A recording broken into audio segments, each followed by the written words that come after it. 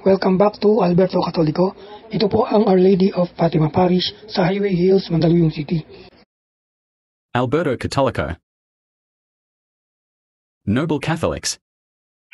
Diyan po ako nagsimba noong linggo ng Palaspas. At diyan din po ako nanood ng Sinakulo. Magagaling ang mga gumanap na aktor, intense na intense po ang mga eksena. Air condition po ang loob ng parokya kaya kahit maraming tao ay hindi po ganun kainit. Konting historical background po tayo. Ang Our Lady of Fatima Parish ay nagsimula po na maliit na concert chapel.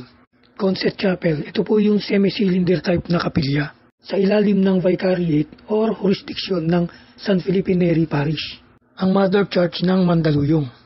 Ayon sa kasaysayan, ang property po ay donasyon ng isang kilalang kumpanya sa kondisyon na kinakailangan gagamitin po ang property sa religious na layunin o gawain lamang.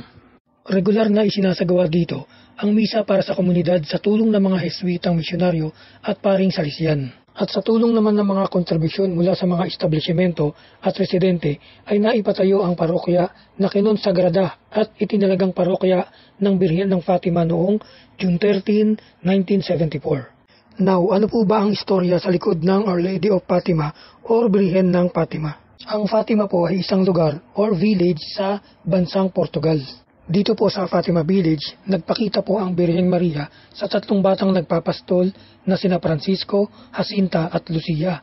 Edad 10, 9 at 7 noong May 13, 1917. Ayon sa kwento ng mga bata, ang babae ay nakatungtong sa ibabaw ng palumpong. Nakasuot ng puti at sobrang ganda na hindi maipaliwanag. Siya ay nagniningning sa liwanag na tila mas maliwanag pa sa sikat ng araw.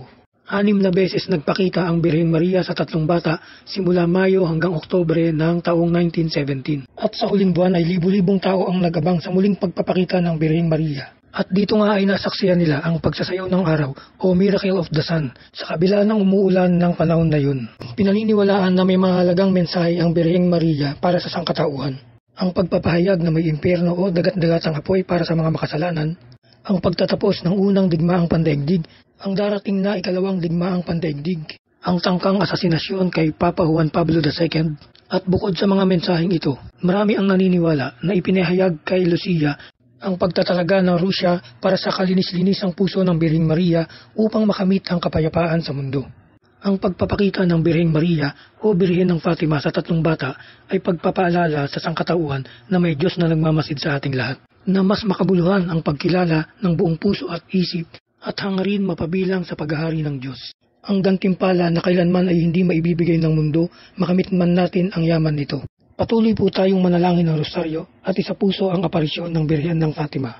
Maraming salamat at paalalang muli, be the Eucharist to others. Pakiclick ang like, share and subscribe button para sa mga susunod na videos. God bless and Amen.